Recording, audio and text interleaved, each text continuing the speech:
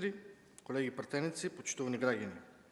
Согласно деловникот на собранието на денешната седница ќе го искористам моето пратеничко право и ќе поставам едно прашање до министерот за земјоделство, шумарство и водостопанство господинот Цветан Трипуновски. Бидејќи министерот не е овде, го замолувам заменикот да ми даде одговор. Земјоделието никогаш не било во полоша состојба. Нема гранка каде што нема проблем. Секаде хаос, неизвестност, понижени земјоделци, оставени сами да се борат за својата екзистенција.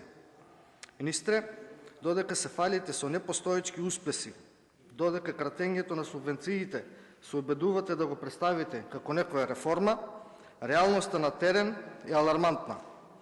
Земјоделците се во безизлезна состојба. Сточарите пред пропаст најавуваат затварање на фарми. Тутунарите се излажени и револтирани. Оризопроизводителите, лозарите, овоштарите, сите се соочуваат со исти проблеми.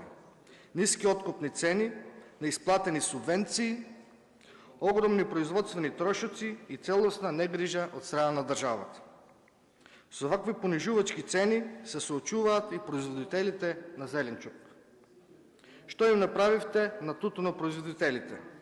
Не само што не ги зголемивте субвенциите, како што ветивте, туку и ги намаливте од 100 денари на 80 денари за килограм.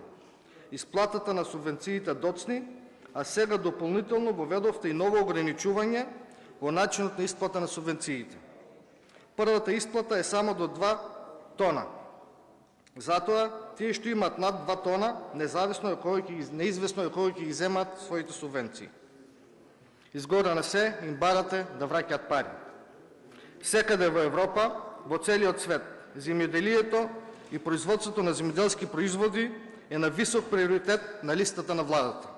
Само кај нас владата крати од земјоделието и од земјоделците. Во среде криза ги оставате земјоделците сами. Калкулирате, па на крај носите половична мерка. Вие, министри, ги излажавте земјоделците и сте одговорни за намалување на субвенциите на земјоделците за 40 милиони евра. Секаде скративте од субвенциите. Кај тутунот, во сточарството, кај пченицата, оризот, ги укинавте сите добри мерки на СДСМ и ја укинавте авансната исплата.